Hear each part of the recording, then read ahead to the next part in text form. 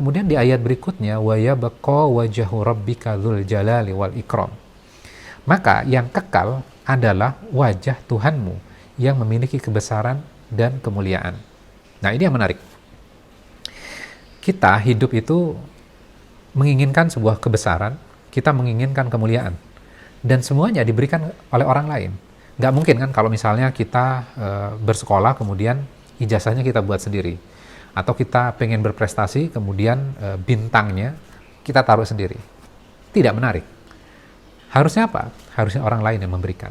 Ada lembaga yang memiliki otoritas untuk bisa memberikan itu kepada kita. Sehingga apa? Ada kebanggaan pada diri kita, ada kemuliaan pada diri kita dengan diberikan piagam, piala, sertifikat dari pihak lain. Nah, pihak yang memberikan otoritas, pihak yang memiliki otoritas memberikan sertifikat ini, memberikan penghargaan, memberikan kemuliaan, ternyata ada yang memberikan lagi.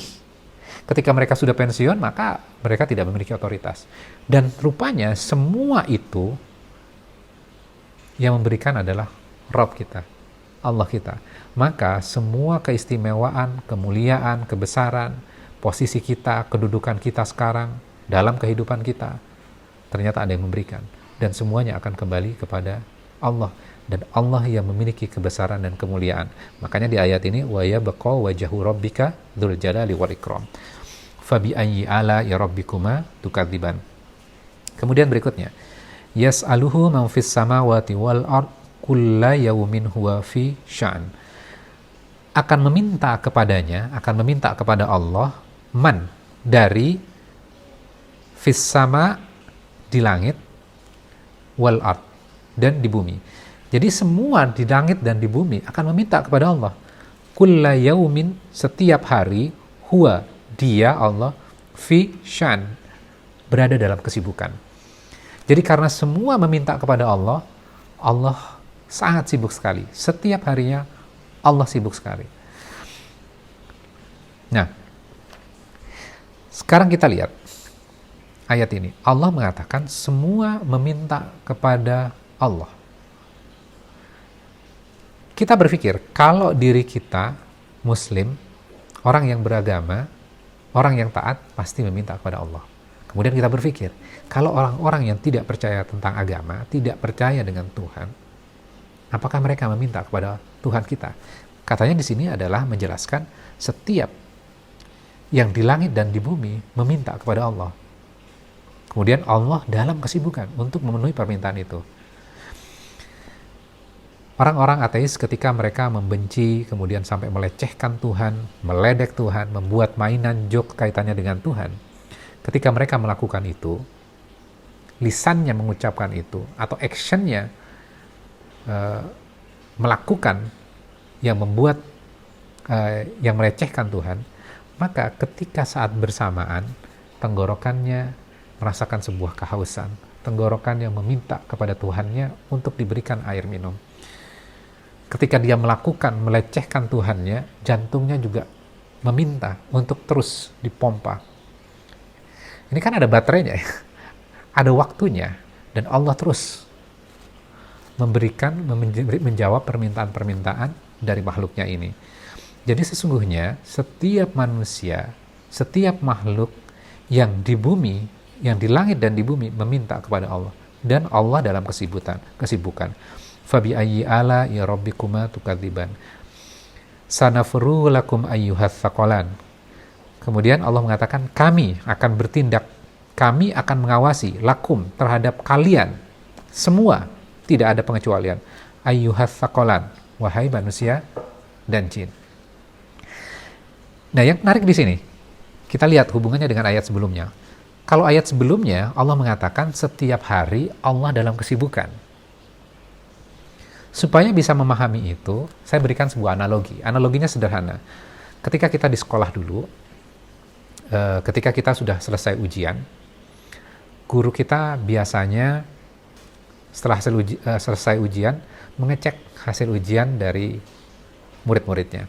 Ketika dia mengecek ujian satu-satu, pasti menjadi kebiasaan guru kita dulu gitu loh, memberikan tugas kepada kita.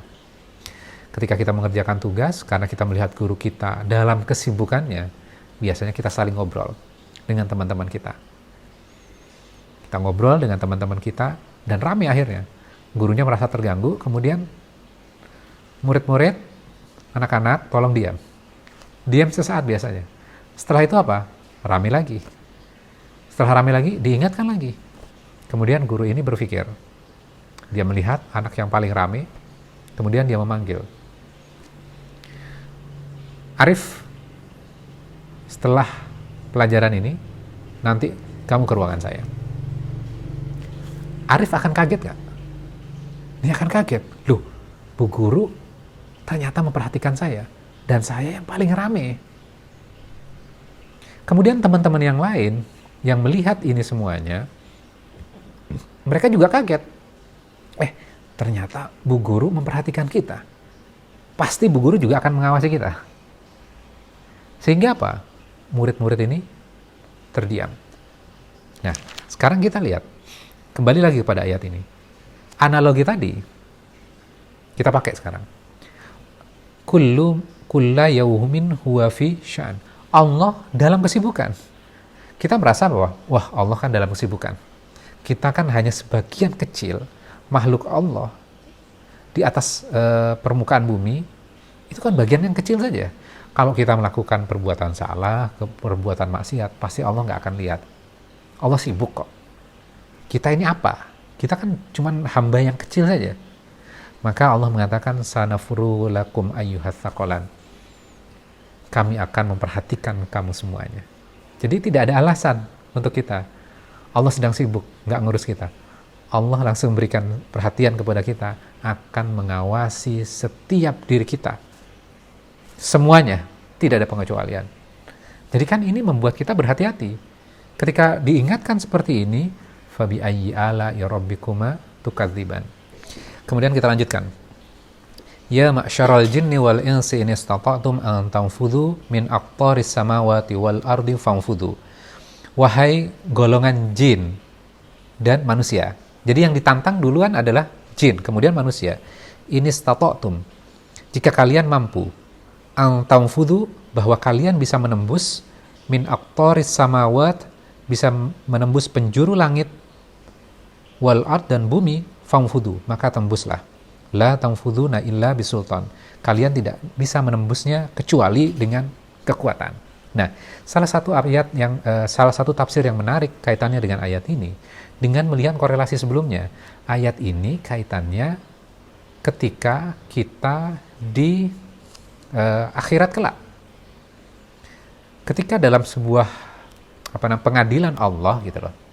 Maka semua itu tidak bisa lari, maka ditantang jin dan manusia. Jadi yang ditantang dulu adalah jin, kemudian yang kedua adalah baru manusia. Ketika hari kiamat kelak gitu loh, kemudian sudah ada punishment, maka kamu semuanya nggak bisa lari, wahai jin dan manusia. Analoginya seperti ini ya. Ketika kita nonton film, kemudian ada sebuah penjara dan semua orang dipenjarakan. Ketika dipenjara, orang-orang ini akan dieksekusi untuk diberikan hukuman mati. Kemudian penjaga-penjaganya membawa beberapa orang yang akan dieksekusi di lapangan yang sangat luas, di area yang sangat luas. Kemudian orang-orang ini diperintahkan untuk apa?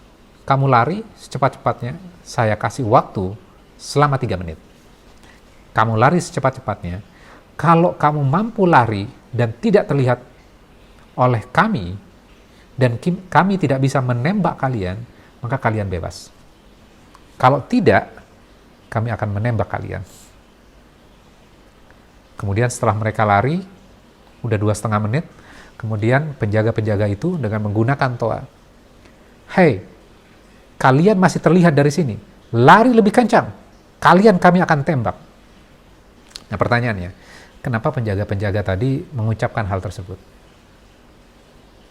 Karena sangat yakin, pasti akan ketangkep, pasti akan bisa ditembak tuh. Dan tidak akan bisa lari. Penjaganya sangat tahu, Kita balik lagi kepada ayat ini. Allah mengatakan apa? Wahai jin dan manusia, kalau kalian mampu lari, menembus, maka coba lari. Kalian nggak akan mampu. Kemudian berikutnya, fabi ayyi ala'i rabbikuma tukadziban yursalu 'alaikuma syuwadhum min nar wan nuhasum fala tantasiran. Akan kami kirimkan atas kalian berdua nyala api dan cairan tembaga, maka kalian tidak dapat menyelamatkan diri. Allah akan menembak kita. Allah akan menghajar kita. Pasti kena gitu loh. Pasukan Allah ini akan mengenai kita. Dengan mengirimkan apa? Allah akan mengirimkan kepada kita nyala api dan cairan tembaga, dan pasti kita tidak akan selamat. Fabi ayyi ala'i rabbikuma tukadziban. Ketika kita melihat seperti ini kan ada timbul, waduh, ngeri ya, menakutkan ya. Kita nggak akan mampu lari. Tapi sebentar, ayat ini kan bukan menceritakan tentang nikmat, tapi menceritakan tentang apa? Hukuman. Kenapa sambungannya fabi ayyi ala'i rabbikuma tukadziban? Logika kita mengatakan, kalau Allah menceritakan tentang nikmat, tentang ayat-ayat sebelumnya, itu kan kaitannya dengan nikmat. Kemudian kalau disambung dengan fabi ayyi ala'i rabbikuma tukadziban, make sense, masuk akal. Tapi ayat ini kok bukan nikmat, tapi fabi ayyi ala. Oke, simpan pertanyaan tadi, nanti kita akan jawab. Yang akan menjawab sesungguhnya adalah Al-Quran sendiri.